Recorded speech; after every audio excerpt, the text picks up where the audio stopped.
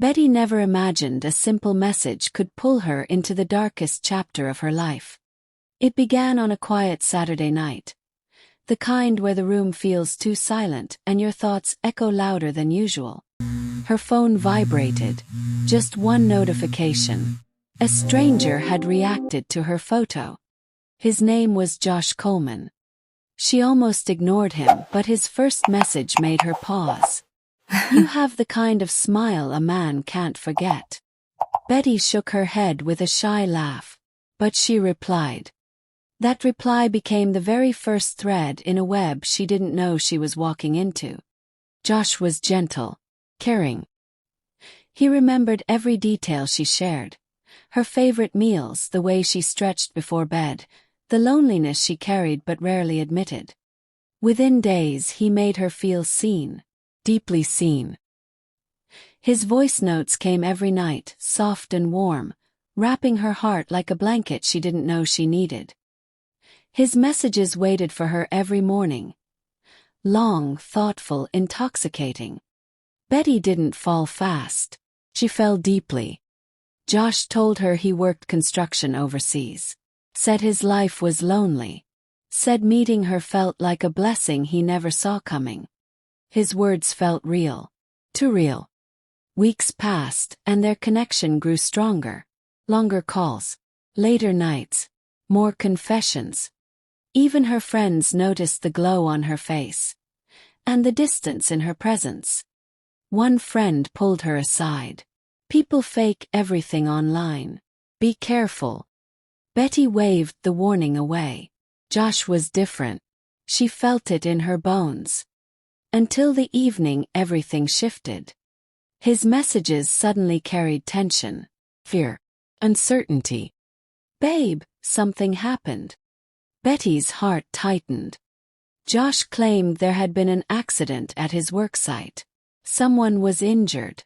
And the company froze all their accounts while investigating. He said he needed help. Just something small. Just temporary. Betty didn't hesitate. Her heart answered before her mind had the chance. She sent him money. Not a lot, but enough to show she cared.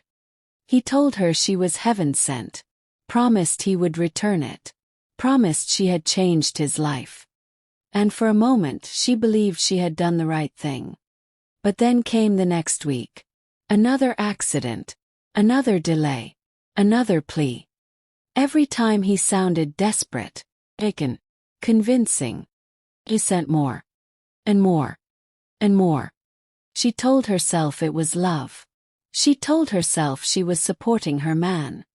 But late at night, in the quiet moments, a voice whispered inside her chest. "This doesn't feel right." She pushed that voice away.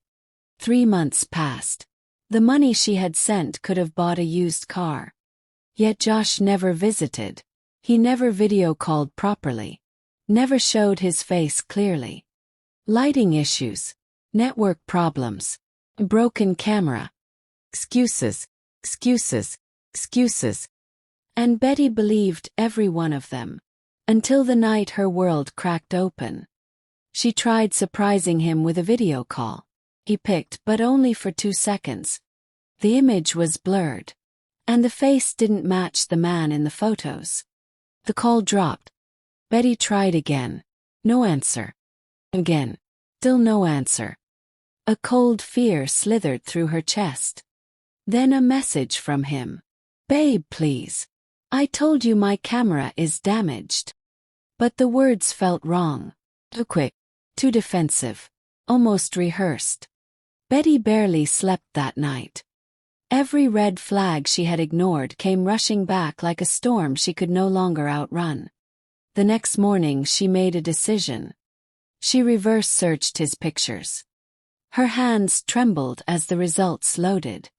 Then everything inside her went still. The photos belonged to another man. A real model in a different country. Someone who had never spoken to her. Never messaged her. Never known she existed. Her heart cracked. The man she trusted. The man she loved. The man who had become her safe space. was nothing but a ghost wearing another man's face. Tears blurred her vision. Her legs felt weak. Her world folded in on itself. But the nightmare wasn't done with her. Because just as she prepared to confront him, just as she gathered her courage to demand the truth, a new message popped up. Not from Josh. From an unknown number. It held only 4 chilling words. "He's not done yet." Betty's hands shook violently. Someone else knew. Someone was watching. Someone understood the danger she didn't. And they were warning her. If Josh wasn't finished, then something far darker was coming her way. Betty stared at the message on her screen, her breath trapped in her chest. "He's not done yet." Her room felt colder, heavier, as if the walls themselves knew something she didn't. She tried to call the number. It rang once, then ended. She typed, "Who is this?" No reply. Her heart thudded painfully, like it was warning her of something her mind couldn't piece together. She opened Josh's chat, hoping, desperately, that all of this was just a misunderstanding. His last message sat there like a lie she could finally see clearly. She typed with shaking fingers. "Why are you using someone else's photos?" Delivered. In. Then silence. Minutes passed. No answer. No excuse. No apology. Just nothing.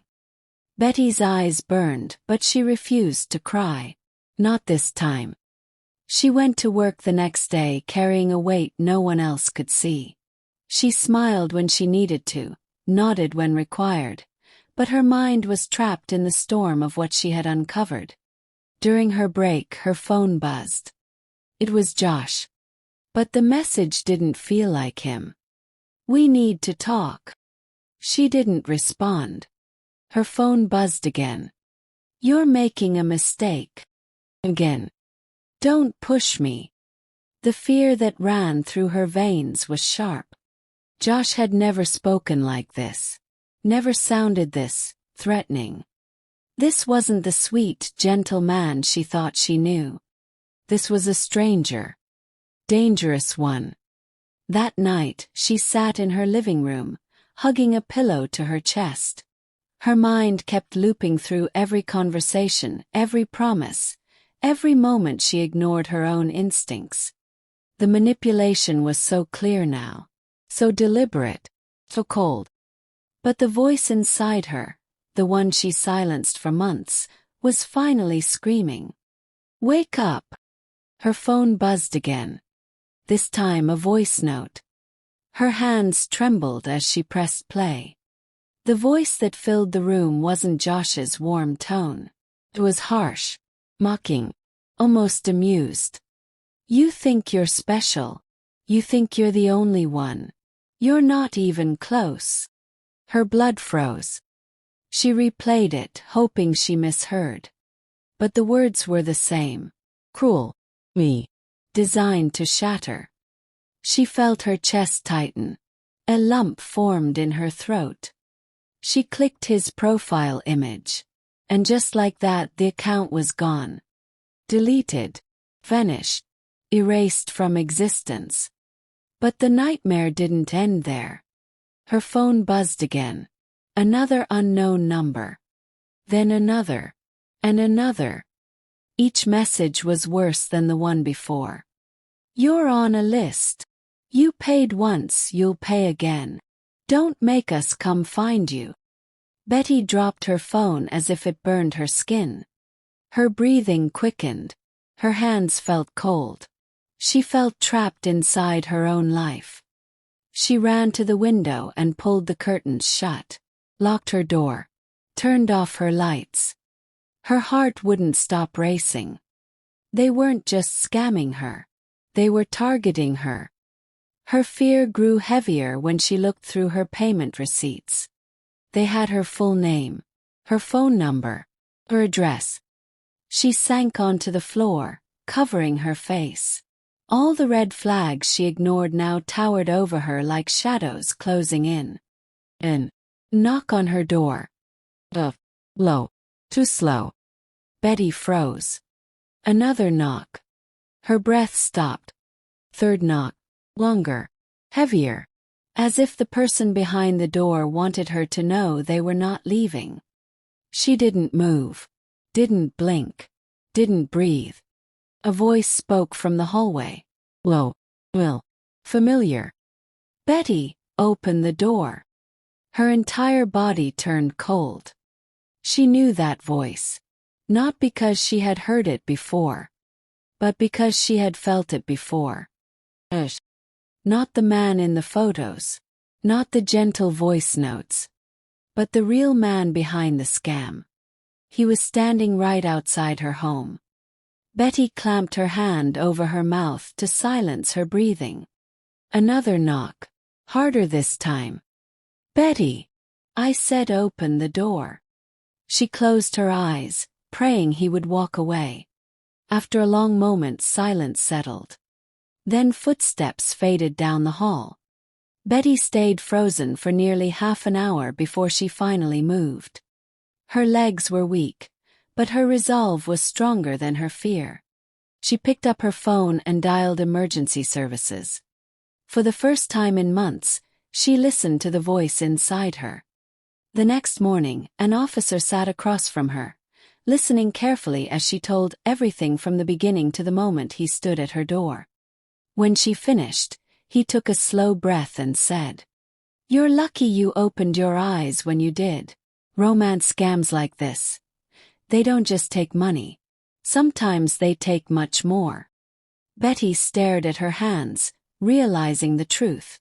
She thought she was in love. But she was walking straight into danger.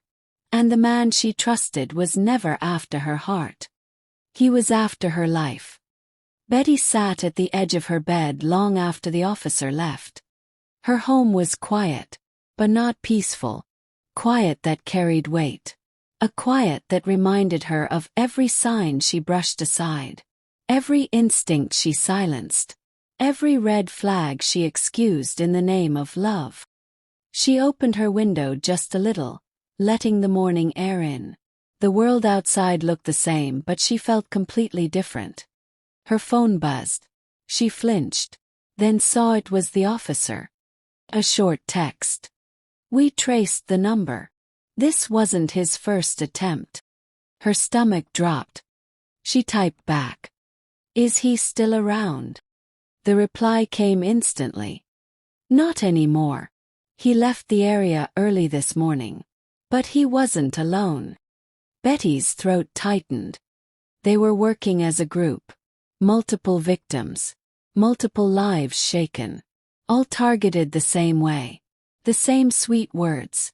The same promises. And the same trap she walked into willingly. She sank onto the couch, her hands trembling. Not from fear anymore, but from realization. This could have ended a lot worse. Voice. False love. All could have taken her further than she ever imagined. She whispered to herself. I was saved by a moment I almost ignored. Her phone buzzed again. One more message from the officer. We'll need you to stay alert. People like him don't stop easily. Betty exhaled slowly and locked her phone. For the first time since everything began, she allowed herself to cry. Not out of heartbreak, but out of gratitude. Her tears weren't for Josh. They were for the version of herself who didn't know better. Who wanted love so badly she accepted crumbs as affection. Who confused consistency with obsession. Attention with intention. Comfort with control. She wiped her face and stood up straighter. This wasn't the end of her story. This was the lesson she would carry for the rest of her life. She walked to her mirror, looked into her own eyes, and whispered the truth she wished she accepted earlier. You saw the red flags, but you chose to believe the lies. A soft knock sounded from the hallway. She froze again, her heart jumping to her throat. But this time it was her neighbor. Betty, I saw the police earlier. Are you all right? She opened the door just enough to breathe. I am now, she whispered. And for the first time she meant it. She stepped back inside her home with a kind of strength she didn't know she had. 'Cause sometimes, the danger isn't just the scammer. It's the part of us that wants love so desperately we ignore the signs. And in Betty's case, ignoring them almost cost her everything.